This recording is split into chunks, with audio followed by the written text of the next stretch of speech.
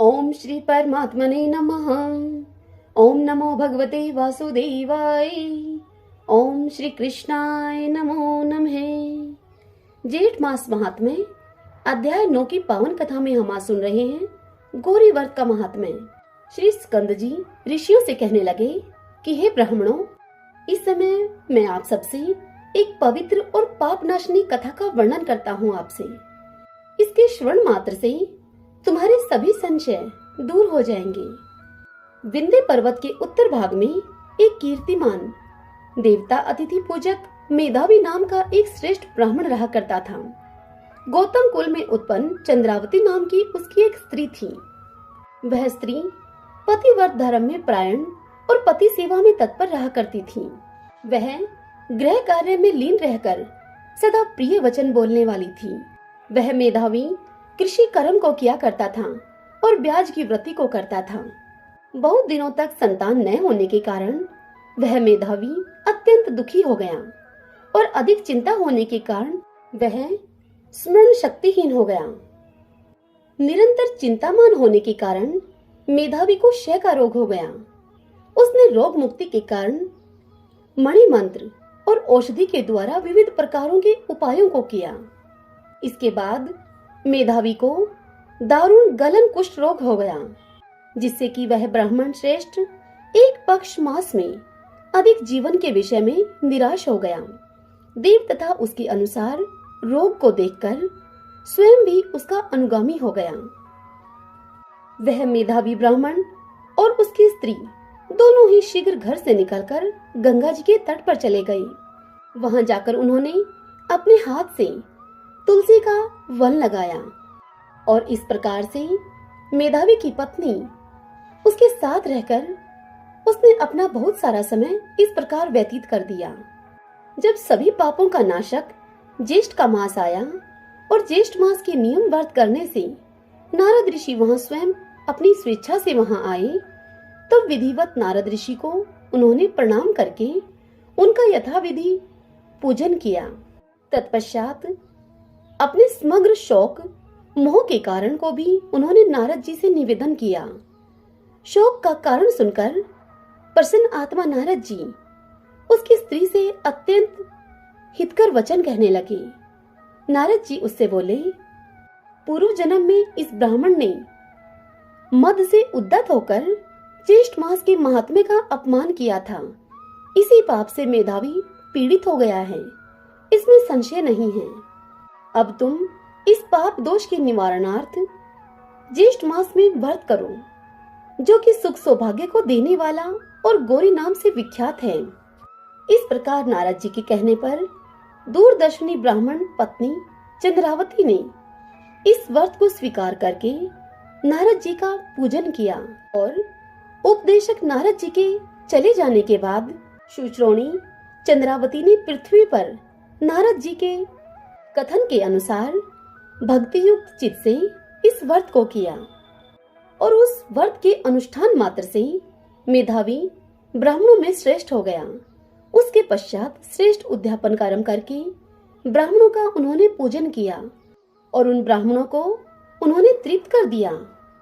ब्राह्मणों को धन और अनेकों गोधन देकर अनेक विधि से पायस आदि बहुत से ब्राह्मणों को भोजन कराया और स्त्री तथा बांधवों के सहित इस व्रत का पारण करके अपने घर को आया।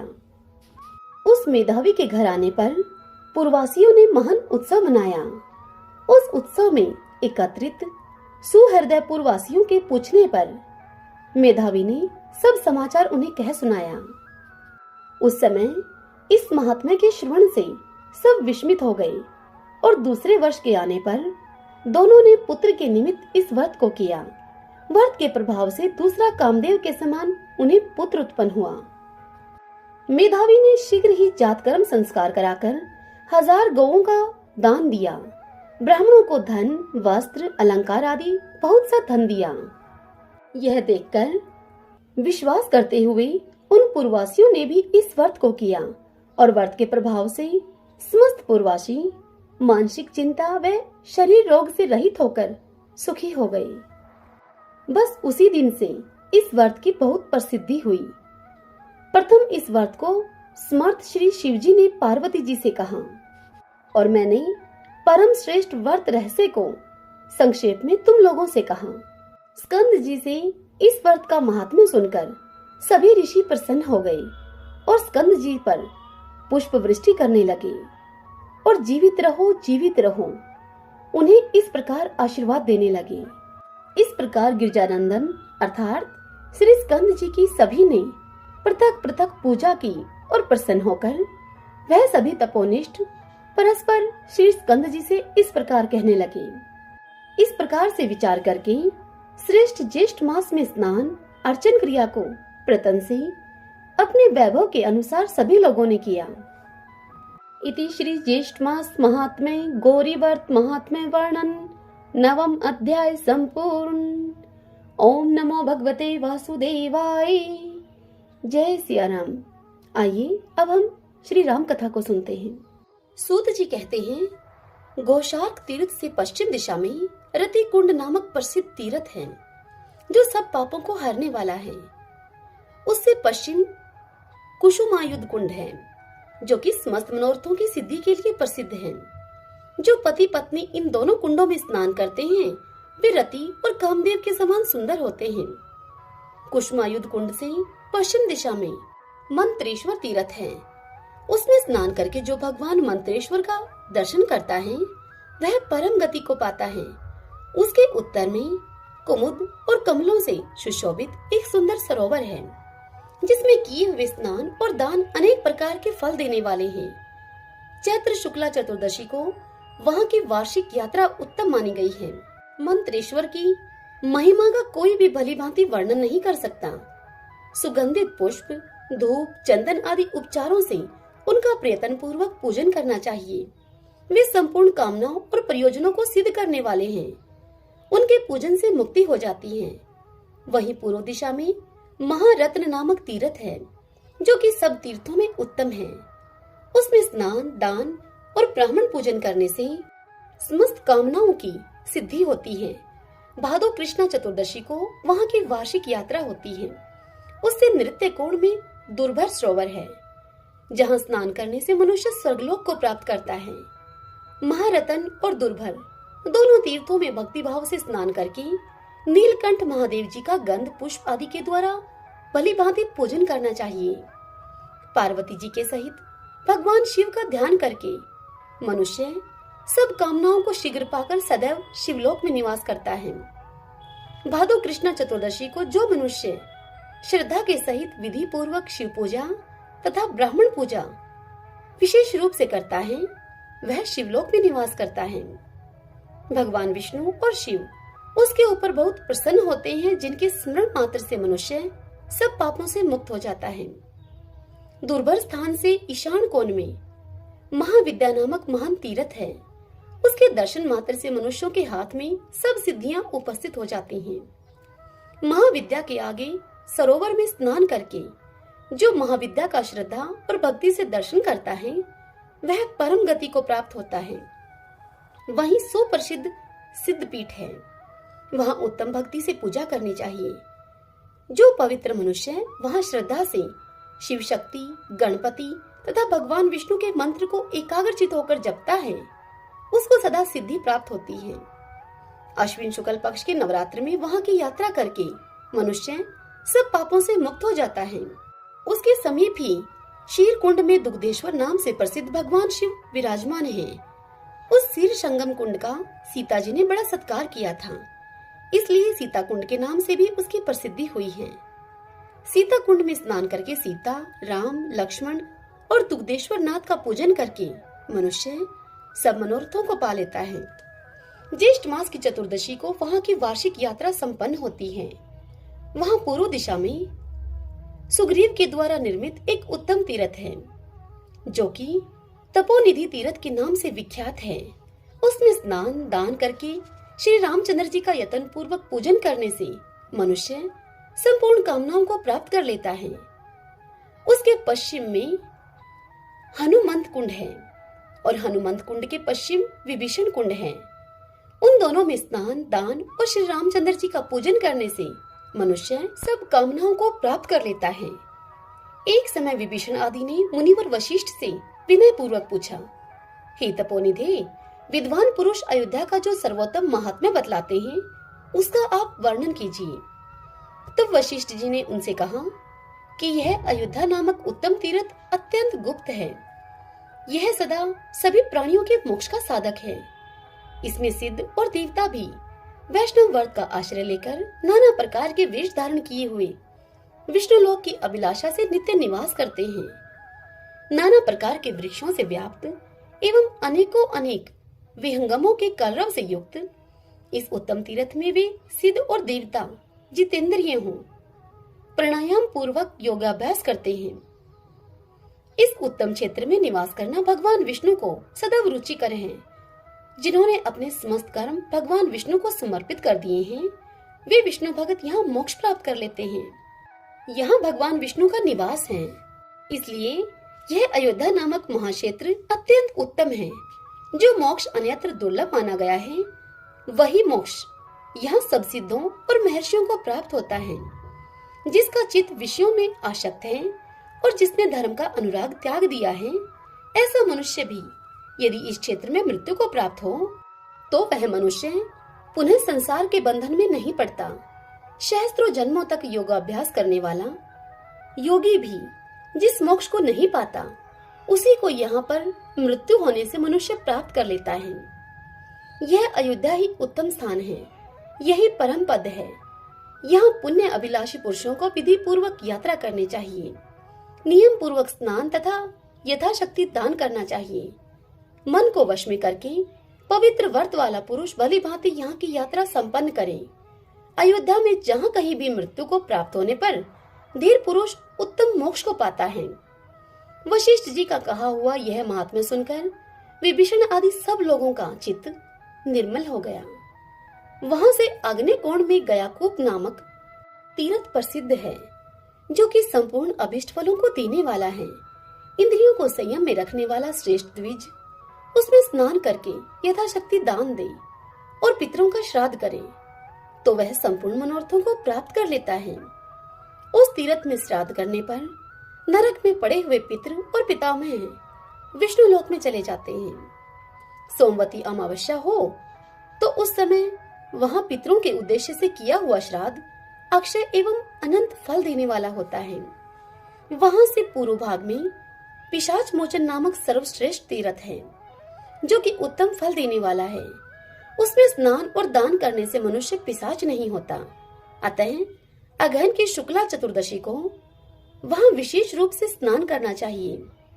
पिशाच मोचन के पास ही पूर्व भाग में मानस नामक तीर्थ है।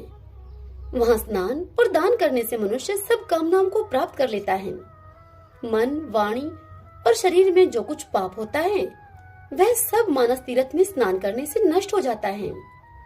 उससे दक्षिण दिशा में तमसा नामक नदी है, जिसमें किया हुआ स्नान और दान सब पापों को हरने वाला है।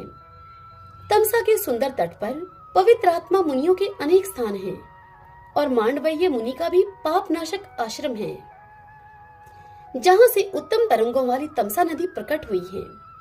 वह वन अत्यंत पवित्र है। उसके दर्शन से मनुष्यों के सब पापों का नाश हो जाता है। वह तीर्थ सब ओर से मनोहर है। वहाँ मांडव्य मुनि ने बड़ी भारी तपस्या की, जिसके प्रभाव से वह तीर्थ परम पावन हुआ है। वहाँ पहले गौतम ऋषि का परम पवित्र आश्रम था। चैवन और पराशर मुनि का भी पूर्व काल में वहाँ स्थान रहा है। इसमें किए हुए स्नान, दान और श्राद्ध से संपूर्ण मनोरथों की सिद्धि होती है। मार्गशीर्ष शुक्ल पक्ष की पूर्णिमा में वहाँ का स्नान मनुष्यों के लिए विशेष फल की प्राप्ति कराने वाला है। उसके उत्तर भाग में सुंदर भरत कुंड है, जिसमें स्नान करके मनुष्य सब पापों से छूट जाता है। पूर्व काल में रघुकुल में उत्पन्न भरत जी वही नंदीग्राम में निवास करते थे। श्री राम वनवास के बाद निर्मल अंतःकरण वाले भरत जी इंद्रियों को संयम में रखकर श्री रामचंद्र जी का हृदय में ध्यान करते हुए वहीं रहकर प्रजा का पालन करते थे। उस कुंड में स्नान करने से बड़ा भारी पुण्य होता है। उसके पश्चिम भाग में अति उत्तम जटा कुंड है, जहाँ वन से लौटने पर श्री राम आदि ने अपनी जटाएं कटवाई थी। उनके जटा छोड़ने से ही उसका नाम जटा कुंड हो गया। वह जटाकुंड सब तीर्थों में उत्तम तीर्थ है। वहां स्नान और दान करने से मनुष्य सब कामनाओं को प्राप्त कर लेता है। पूर्व कुंडों में श्री भरत जी का पूजन करना चाहिए। जटाकुंड में सीता, राम और लक्ष्मण जी का पूजन करना उचित है। चैत्र कृष्णा चतुर्दशी को वहां की वार्षिक यात्रा होती है। इस प्रकार पूजन करके पुण्य आत्मा मनुष्य विष्णु लोक में निवास करता है। इसके उत्तर में वीरमत गजेंद्र का शुभ सूचक स्नान है। उनके सामने जो सरोवर है उसमें स्नान करके जो निश्चित रूप से वहां निवास करता है वह पूर्ण सिद्धि को पाता है। अयोध्या की रक्षा करने वाले वीरमत गजेंद्र समस्त कामनाओं की सिद्धि करने वाले हैं। उसके पश्चिम भाग में परम पुरुषार्थी वीर पिंडार का स्थान है। सरयू के जल में स्नान करके वीर पिंडारक की पूजा करें। वे पापियों को मोहने वाले और पुण्य आत्माओं को सदा सद्बुद्धि प्रदान करने वाले हैं। पिंडारक के पश्चिम भाग में विघ्नेश्वर अर्थात गणेश जी की पूजा करें। उनके दर्शन करने से मनुष्यों को लेश मात्र विघ्न का भी सामना नहीं करना पड़ता। विघ्नेश से ईशान कोण में श्री राम जन्म स्थान है। इसे जन्म स्थान कहते हैं। यह मोक्षादि फलों की सिद्धि करने वाला है। विघ्नेश से पूर्व वशिष्ठ से उत्तर तथा लोमस से पश्चिम भाग में जन्म स्थान तीर्थ माना गया है। उसका दर्शन करके मनुष्य गर्भवास पर विजय पा लेता है। रामनवमी के दिन व्रत करने वाला मनुष्य स्नान और दान के प्रभाव से जन्म मृत्यु के बंधन से छूट जाता है। आश्रम में निवास करने वाले तपस्वी पुरुषों को जो फल प्राप्त होता है, सहस्त्रों राजसूय और प्रतिवर्ष अग्निहोत्र करने से जो फल मिलता है, जन्म स्थान में नियम में स्थित पुरुष के दर्शन से तथा माता पिता और गुरु की भक्ति करने वाले सत्पुरुषों के दर्शन से मनुष्य जिस फल को पाता है वही सब फल जन्मभूमि के दर्शन से प्राप्त कर लेता है। सरयू का दर्शन करके भी मनुष्य उस फल को पा लेता है। एक निमेष या फिर आधे निमेष में भी किया हुआ श्री रामचंद्र जी का ध्यान मनुष्यों के संसार बंधन के कारणभूत अज्ञान का निश्चय ही नाश करने वाला है। जहाँ कहीं भी रहकर जो मन से अयोध्या जी का स्मरण करता है उसकी पुनरावृत्ति नहीं होती। सरयू नदी सदा मोक्ष को देने वाली है। यह जल रूप से साक्षात पर ब्रह्मा है। यहाँ कर्म का भोग नहीं करना पड़ता। इसमें स्नान करने से मनुष्य श्री राम रूप हो जाता है। पशु, पक्षी, मृग तथा अन्य जो पाप योनि प्राणी हैं, वे सभी मुक्त होकर स्वर्गलोक में जाते हैं। जैसा कि श्री रामचंद्र जी का वचन है, सत्य तीरथ, क्षमा तीरथ, इंद्रिय निग्रह तीरथ, सर्वभूत दया तीरथ, सत्यवादिता तीरथ, ज्ञान तीरथ और तपस्या तीरथ, ये 7 मानस तीरथ कहे गए हैं। संपूर्ण प्राणियों के प्रति दया करना रूप जो तीरथ है उसमें मन की विशेष शुद्धि होती है। केवल जल से शरीर को पवित्र कर लेना ही स्नान नहीं कहलाता। जिस पुरुष का मन भली भांति शुद्ध है उसी ने वास्तव में तीर्थ स्नान किया है। भूमि पर वर्तमान जो तीर्थ हैं, उनकी पवित्रता का कारण यह है जैसे शरीर के लिए अंग मध्यम और कोई उत्तम माने गए हैं, उसी प्रकार पृथ्वी पर भी कुछ प्रदेश अत्यंत पवित्र होते हैं। इसलिए भौम और मानस दोनों प्रकार के तीर्थों में निवास करना चाहिए। जो दोनों में स्नान करता है वह परम गति को प्राप्त करता है। जलचर जीव जल में ही जन्म लेते हैं और जल में ही मरते हैं, परंतु वे स्वर्ग में नहीं जाते क्योंकि उनका मन अशुद्ध होता है और वे मलिन होते हैं। विषयों में निरंतर राग होना मन का मल कहलाता है। उन्हीं विषयों में जब आसक्ति न रह जाए तब उसे मन की निर्मलता कहते हैं। यदि मनुष्य भाव से निर्मल है, उसके अंतःकरण में शुद्ध भाव है, तो उसके लिए दान, यज्ञ, तप, शौच, तीर्थ सेवा और वेदों का अध्ययन, ये सभी तीर्थ हैं। इंद्रिय समुदाय को वश में रखने वाला पुरुष जहाँ पर भी निवास करता है वही उसके लिए कुरुक्षेत्र, नैमिषारण्य और पुष्कर है। यह मानस तीर्थ का लक्षण बतलाया गया है, जिसमें स्नान करने से क्रियावान पुरुषों के सब कर्म सफल होते हैं। बुद्धिमान मनुष्य प्रातः काल उठकर संगम में स्नान करे। तत्पश्चात चक्र तीर्थ में स्नान करके मनुष्य भगवान चक्रहरि का दर्शन करे। उसके बाद धर्महरि का दर्शन करके वह सब पापों से मुक्त हो जाता है। प्रत्येक एकादशी को यह यात्रा शुभकारक होती है। बुद्धिमान पुरुष प्रातः काल उठकर स्वर्ग द्वार के जल में गोता लगावे, फिर नित्य कर्म करके अयोध्यापुरी का दर्शन करे।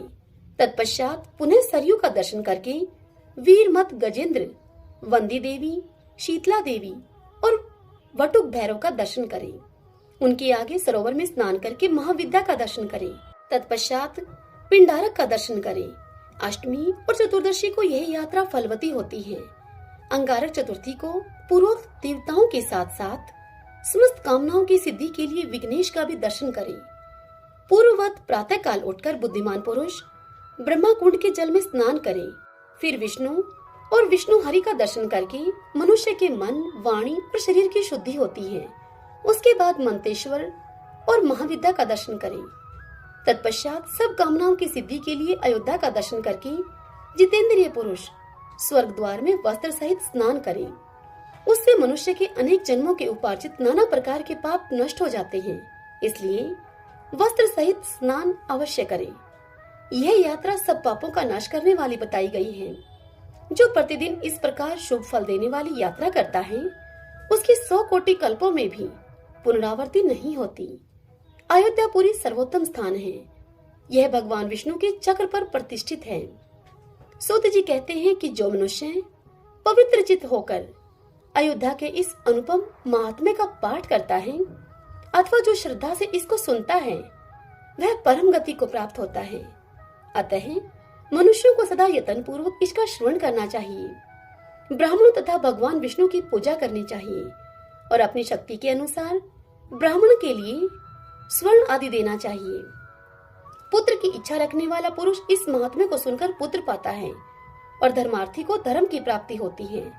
जो श्रेष्ठ मनुष्य अति विस्तृत विधान के साथ वर्णित इस धर्म युक्त आदि क्षेत्र के उत्तम महात्म्य का भक्ति पूर्वक श्रवण करता है, वह लक्ष्मी से स्नात होकर संसार में सब उत्तम भोगों को भोगने के पश्चात भगवान विष्णु के लोक में निवास करता है। हरि ओम तत्सत। श्री अयोध्या महात्म्य संपूर्ण। भक्तजनों, कल की कथा में हम सेतु महात्म्य का श्रवण करेंगे। यह कथाएं आपको कैसी लगती हैं? आप इस वीडियो को लाइक करके और कमेंट बॉक्स में ओम नमो भगवते वासुदेवाय लिखकर हमें अवश्य बताएं। जय सिया राम।